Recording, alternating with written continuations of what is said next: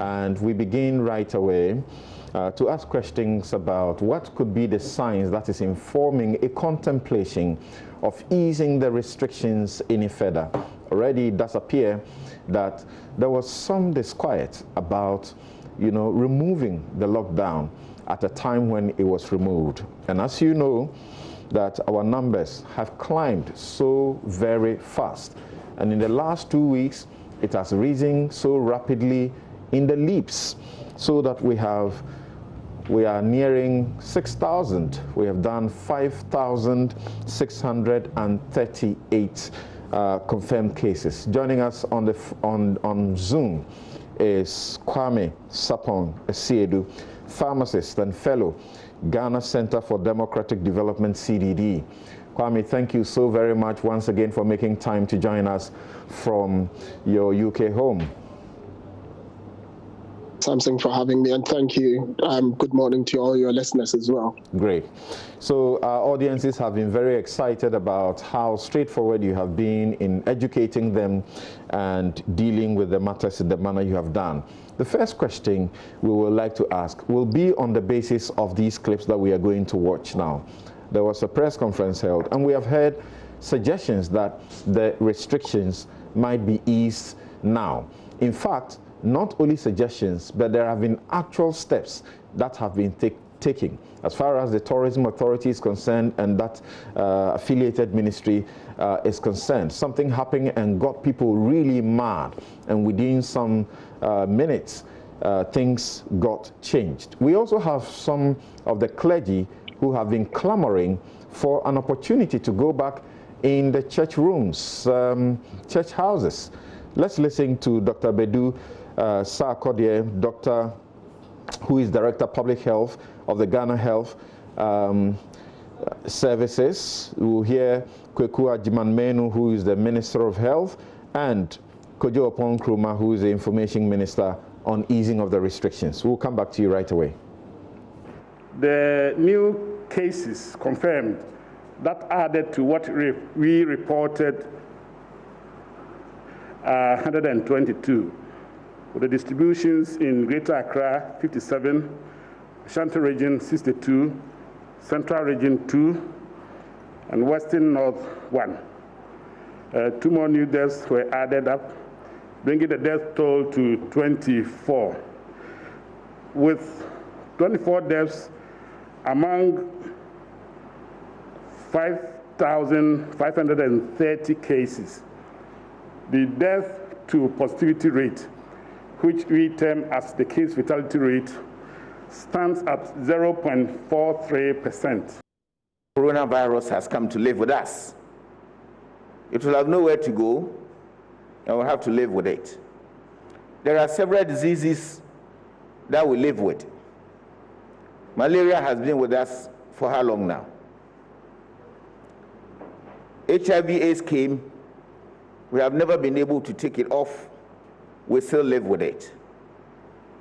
H1N1 is still around. We live with it. There are several other diseases that we live with. Non-communicable diseases, they don't get spreading and they are not infectious. But when you get it, you live with it. And the word that we all use is managing to live with the disease. The impact is severe, very, very severe elsewhere, because people are dying in numbers. Here in our country, we are now seeing community spread, but we are not dying. Government envisages that in the coming weeks, it will need to outline a gradual plan for a post-restrictions era. Pursuant to this, the President of the Republic, Nana Addo Dankwa Akufo-Addo, has commenced engagements with various stakeholders on safety measures that can allow an easing of the restrictions without compromising the health of the population. Right. So, Kwame, presently where we are with the confirmed numbers of infections, is this something we should be thinking about immediately? I did say on the Super Morning Show that I look at our disease projection for a number of ways. How our case count is building and our recoveries. and I did say that at its heart, public health and epidemiology is just arithmetic. What you need to look at is the strain that is going on to your health system based on your active cases. It is gratifying to note that today there has been a considerable number of new recoveries that have been reported, which is in line with our disease trajectory because we've had relatively mild and moderate cases. And because the time lags, it takes about 14 days generally for people to recover. If our case count doesn't build up considerably moving forward and our recoveries improve and stay on the same trajectory, then our active case count is going to go down.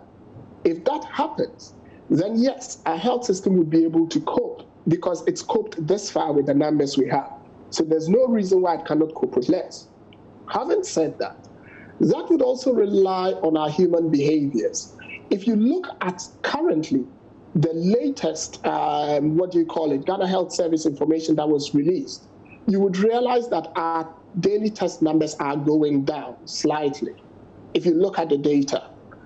And also going down is our positive test in numbers. My only concern there would be that as we are not testing as much as we did when we ramped up, would there be considerable community spread because our positivity ratio is still around 3.27? It's not gone down, which means for every 100 people, about 3 are testing positive. Considering that we are pushing this down, are people going to stay in the community longer not knowing that they have this disease and as a result report late, which would then have an impact on an active case count and take us on a different trajectory? So those are the two things I'm looking at. But to answer your question, the world is trying to open up. Worldwide, they are trying to open up. So it is not out of place to see that the government is making noises around that conversation that it wants to do same as well. How it does it and minimizes the impact on us from a disease case point will be the interesting bit.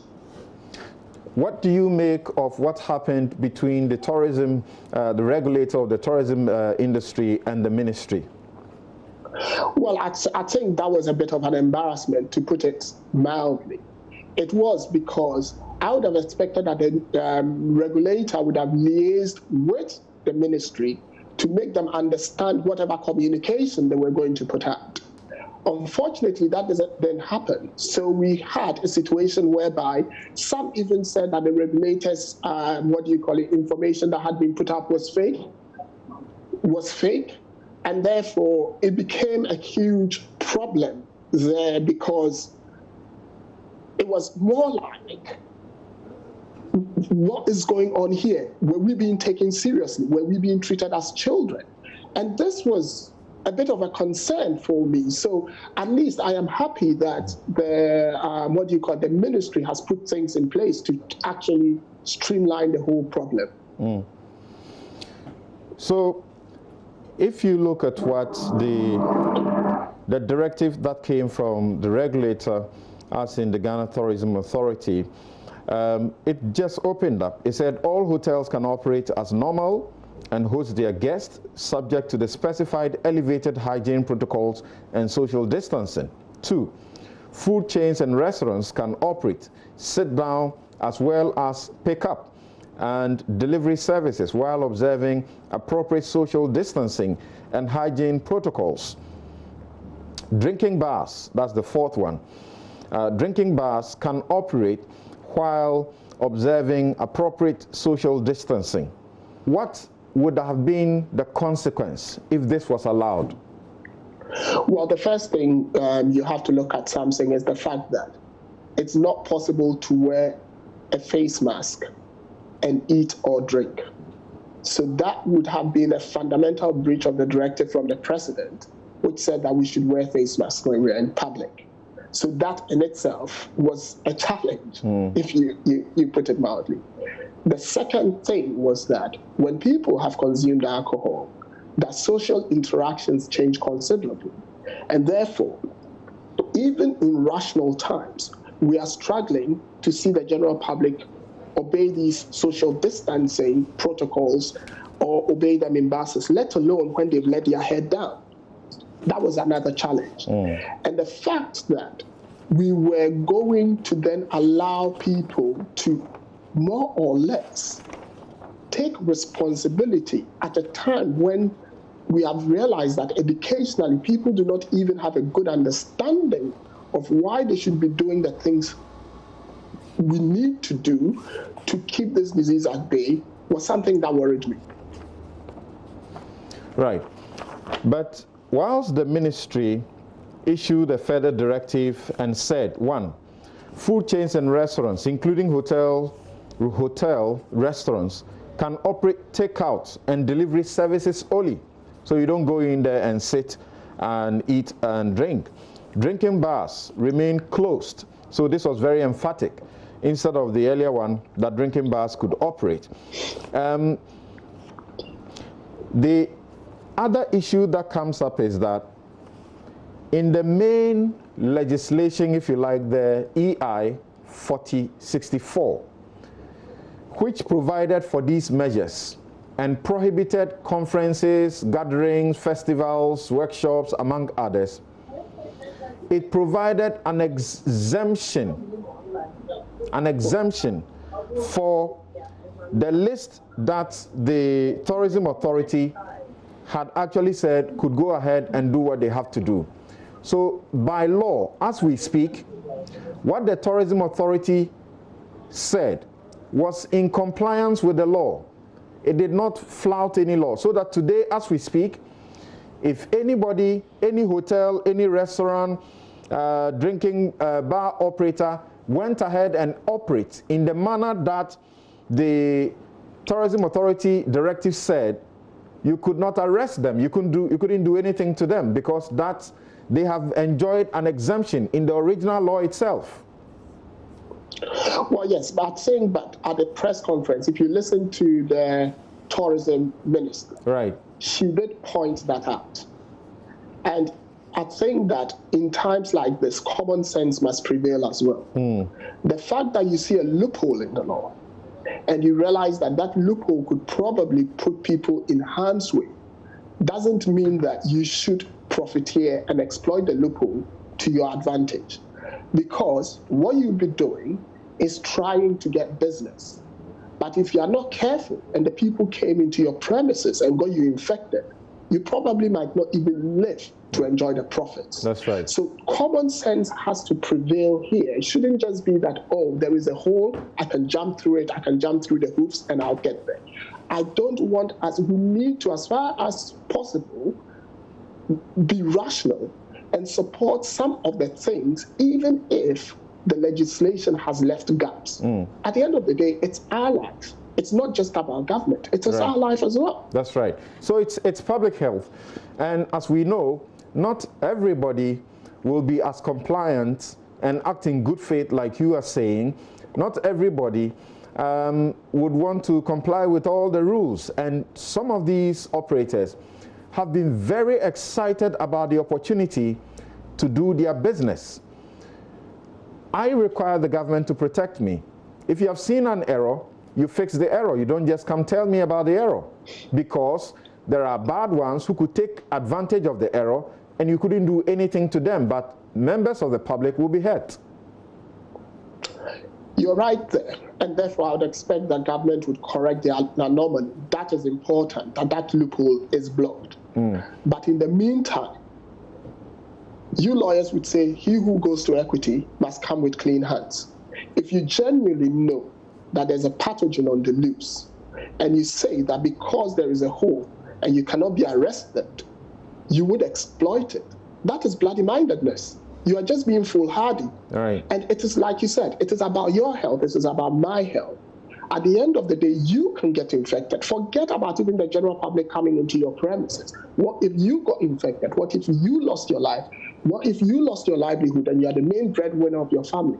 Sometimes we should think beyond the law and all the caveats that it gives us and act in candor and show that we are human as well. What do you say to the churches who are also clamoring for an opportunity to begin their operations? They have given assurance that they will protect the members. They will ensure that they stick by the measures. They are informing us that that was not their own initiative. It was a request from the presidency for them to submit what they think they could do if it is opened up, and they did that. So why are we all sort of criticizing them, and some people basically insulting them for suggesting that the churches could be opened? Again, I think it comes from the pronouncements of the church and church leaders themselves. If you listen to the press conference and listen to Kojo Ponkruma, he alluded to that fact.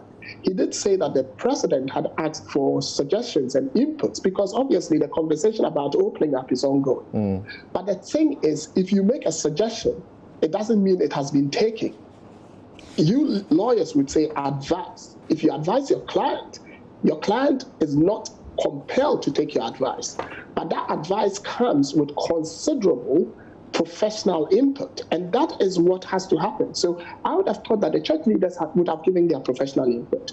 It's about the president considering it in the light of what we're dealing with and the protection of the general public that he has sworn an oath to do, and come up with a decision that best protects the public, because the prime responsibility of the government is to protect the public, right, not to please the church leaders. Right. So as we speak now, these various interest groups are making these suggestions. And like the minister says, we have to live with the disease. Of course, I have just seen a World Health Organization document which is also admitting the fact that this is going to be with us for a while. We should focus on vaccines and, trying to canvass nations around to bring support so that we can have vaccines that are free and available to everybody. I think our president is the first who signed it. Why should we not be talking about easing up? Yeah, and like I've said, you're right, we should be talking about easing up. It's a conversation we need to have.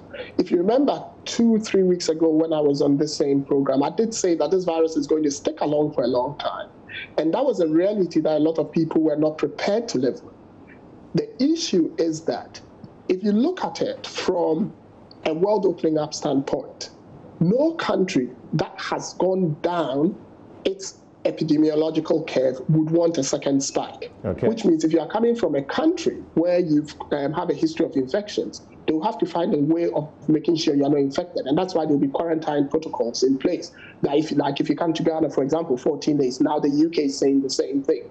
If that happens worldwide, it will have considerable impact on business and the international economy and GDP of especially smaller countries. Because if I had to go for a meeting in Ghana, if I had to come to Ghana for a 4-day meeting, say at CDD, and I was going to be quarantined for 14 days, it means I have to factor in 18 days to come to Ghana. When I have other things doing, likewise, if someone had to come and meet me in England, they've got to factor in, if it's a 4-day meeting, 18 days. If I'm coming for a 2-week holiday in Ghana to do my private business, I've got to look at a month. These are not practical. And therefore, you need to find something that would ensure that another school of thought that's coming up is what we call the rapid detection tests, the RDTs, where you test at ports of entry before, and even airports before people get on planes, whether they've got antibodies to COVID. That is another school of thought. Or you test at your airport, and if the person doesn't have antibodies, then you quarantine them for 2.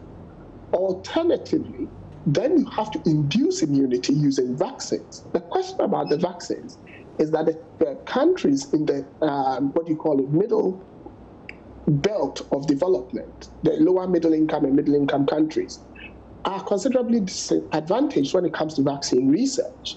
And hence that document that you've seen that His Excellency Nana Akufo-Addo has signed.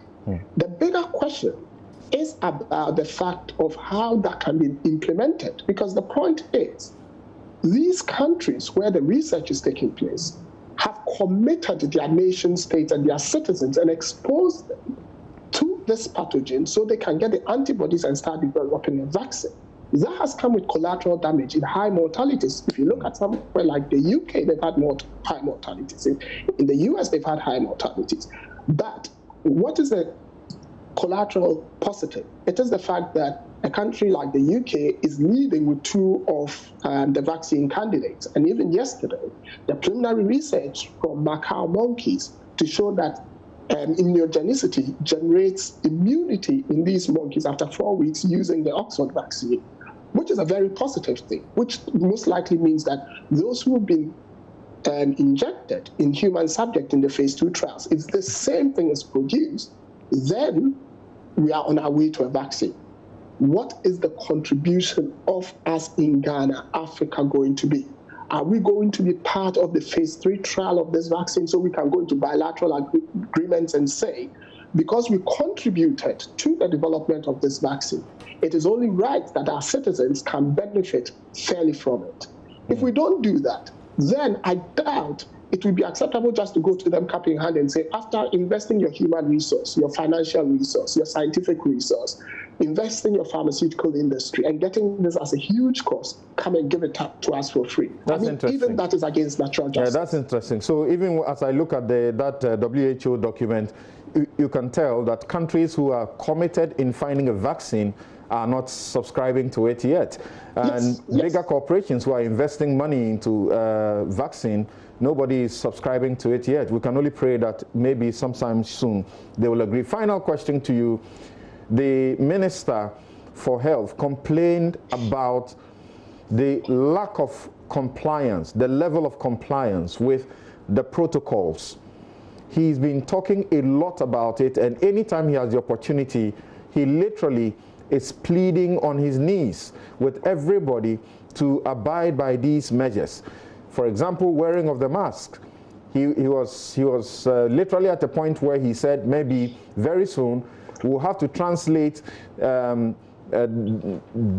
directive into a criminal sanction. So if you don't wear it where you are supposed to wear it, then you get punished. In the circumstance of the level of compliance that has led to complaints and concerns, if we are easing up, what are the extra measures that we'll be looking at whilst we ease up? The first thing is what I've talked about, because if you want to ease up, you don't want your disease trajectory to change, which then means that if we have any containment strategy that prevents the disease from coming into our country, we have to continue with it, which might mean that our borders would have to be well regulated. Okay. So that it doesn't come in, which would imply all these quarantine arrangements and other things. The second thing would be personal responsibility of the citizenry, where we wear our face masks, we practice social distancing, we wash our hands, we practice personal hygiene, we are aware. But more importantly, there has to be education, public health education, because anyone who goes into public office elects to go into public office. You put yourself forward, even if you are headhunted by the appointing authority, you still elect to take the position. And therefore, you know the sort of human beings you're dealing with. Right. So if you're communicating to them, and the communicating is such a way that they are not getting the education that they require, you need to sit back and ask yourself, am I educating them properly? What is it? It's one thing saying, oh, I'm educating them. It's like going to school and putting your kids in school, and the teachers say, we teach them very well. And every time the reports come, they go and sit every exam and they fail. And the teachers are telling you they're educating them very well. No, surely there's something wrong with the education. So we need to look at the education properly. Then finally, the government has a responsibility to protect us all. In that protection comes legislation and enforcement. If people are going to behave like what we saw in the Ga area where Garmanch is installed with drumming and dancing, no social distancing, no wearing of gas masks, the same thing happened in Ekopo-Ekwapim, and we cannot sanction anybody, or they are sanctioned marginally. But then I go and I don't wear it, or I organize a mass gathering and I'm jailed for 4 months. Then, like Malcolm Gladwell always says, the law must be seen to be fair, and it must be seen to be equitable, and it must be seen to be predictable. All right. If we don't have equity, fairness and predictability, then people would rebel. And if they do so, we'll get nowhere. Thank you. Thank you so very much. Kwame Sapong Esiedu is a pharmacist and fellow, Ghana Center for Democratic Development, CDD. We will move on to our next issue that we want to canvass for you about the NDC and MPP banter as regards suspicions of rigging and so on and so forth in the 2020 elections. But before we do that, let me get just 2 minutes each of your commentary on our contemplation of easing up the restrictions. I'll start with you, Afenyo. So let me introduce my other guests in the studio. Alexander Kwamina Afenyo-Marking is MP Futu and member Public Accounts, Defense and Interior Committees of Parliament. Also here is Elvis Afriankra, Director of Elections, National Democratic Congress. Later I'll be joined by Dr. Dominic Ayine and some others to look at other questions of issues emanating from the court and whether or not you would approve the 4 Supreme Court nominees on the basis of what you heard in the vetting. Yes. Samson, good morning, and I'm happy to be here. On the issue of easing restrictions, I think that a lot will depend on us as Ghanaians. Driving through town, going to the constituency, people seem not to appreciate this whole COVID pandemic, the problems, how it's affecting our economy. You see recklessness all over. People will wear the mask, and when they are about talking, they remove it. Yeah. It's become a show. So I've been questioning people. In my house, they will come and they will be changing and all that.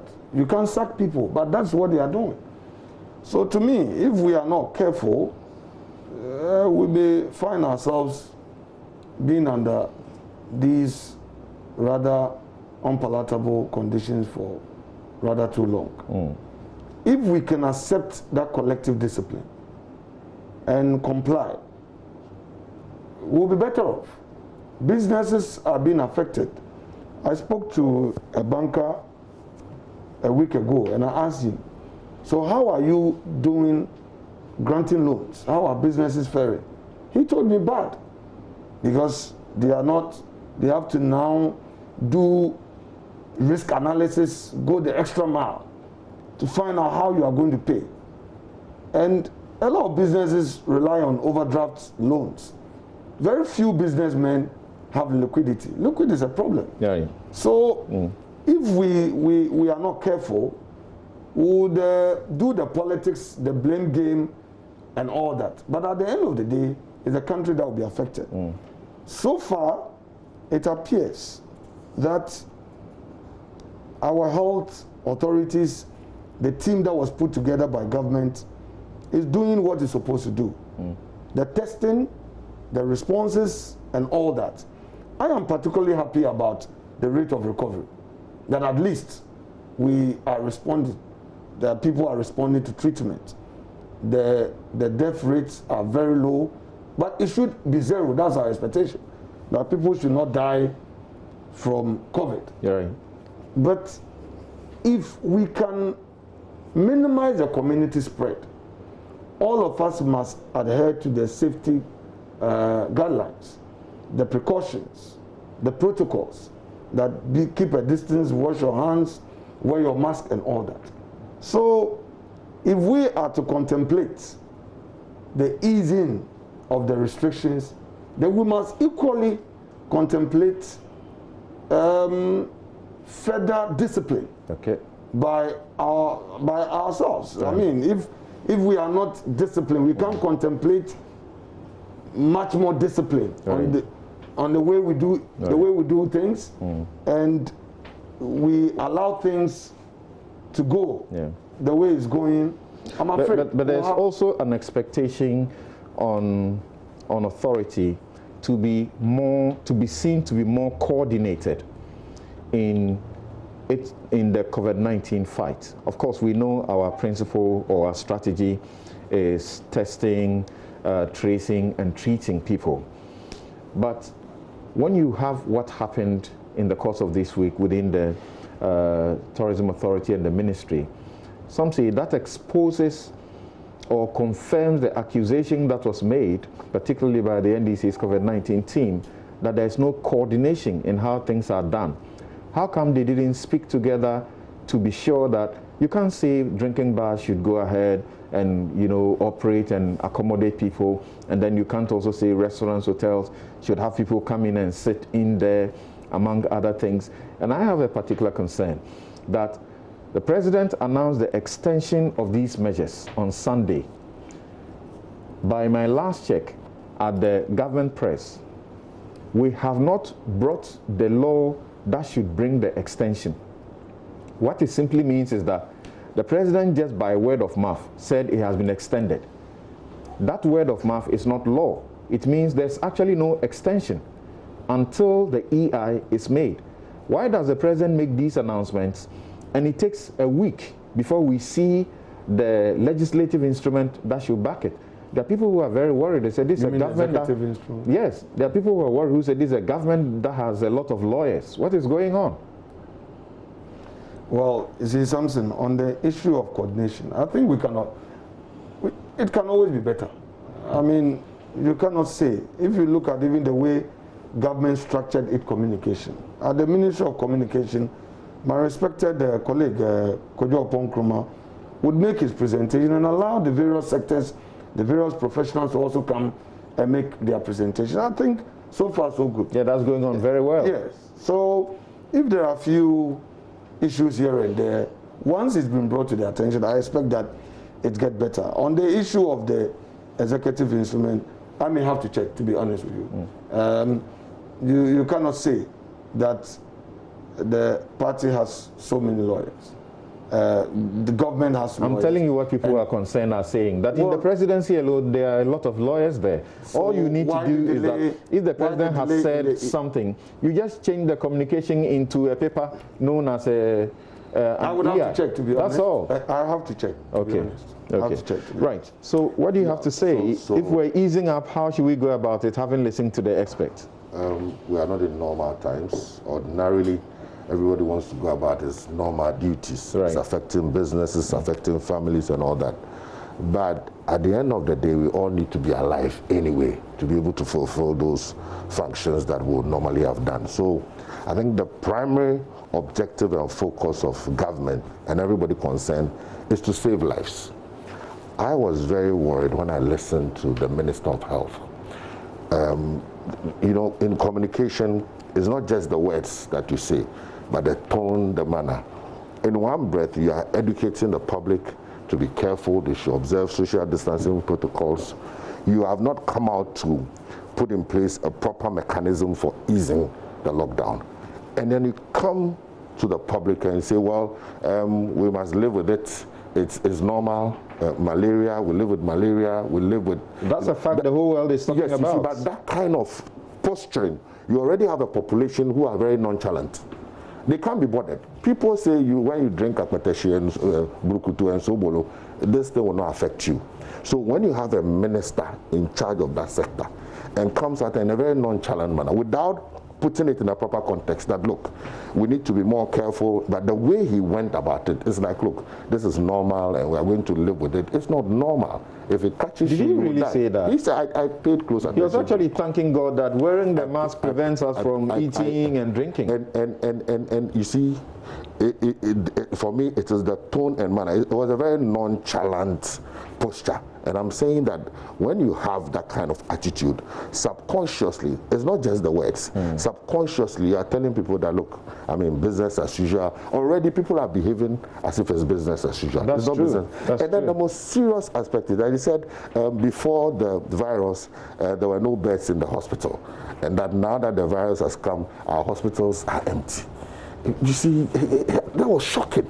The hospital beds are empty because, one, because of this virus, the health personnel are being drawn away from normal health services. Are you not misconstruing or taking his words wrongly? I'm not. Because I think he said that to make a point. Good. That there's a time if we allow the disease to infect us so much, we will be overwhelmed. So that's the point he's making. No, but he said that before the virus, they were talking about no bed.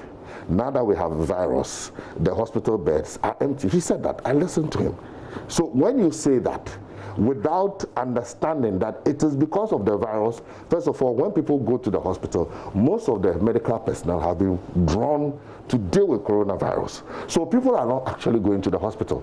That's what we have actually been asked to do. It's part of the protocol. Exactly. Unless you are in a critical need, and even when you are, you must call and not go to the hospital. So the fact that you don't see people in the hospital, if you don't contextualize it properly, and you think that, oh, because people are not in the hospital and there are empty beds where hitherto the hospitals used to be full, so everything is fine. I understood you to say this should be our prayer, that we stay in this situation in COVID, so that we don't get infected, and then we mass up to the hospitals, and the hospitals are full up. But people, then we can't do anything. So it's better for people to die at home than come to the hospital, because if people are sick and they don't get medical treatment, they will die one way or the other.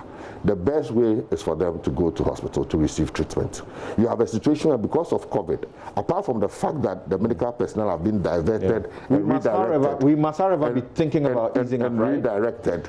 People are even scared to go to the hospital because it becomes an infection zone. I know you are a churchman. So you support the clergy who are asking for opening up for church. We must be alive first, you know. The TDJ says, I mean, he said, look, let's apply a lot of common sense. You know, Martin Luther, in the days of the plague, he said, look, let's observe common sense. We will pray all right, but let's do the needful. Let's do what has to be done. The people must be alive first. That should be the primary priority and focus of everybody. And that was the exhortation of Dr. Mensa Otabil to his friends who are pastors and people who everybody wants to go to church and ministry do normal, but we are not in normal. We will take a quick break. When we return, we are going to get into the NDC's chairman Samuel Ofosu-Ampofo accusations at the EC and the NIA, alleging there is a plot to rig the 2020 elections. Also, we'll hear Peter McMenu, campaign coordinator of the NPP, dismissing these allegations of rigging, among others. The NIA and the EC have also responded. We'll be right back to deal with these.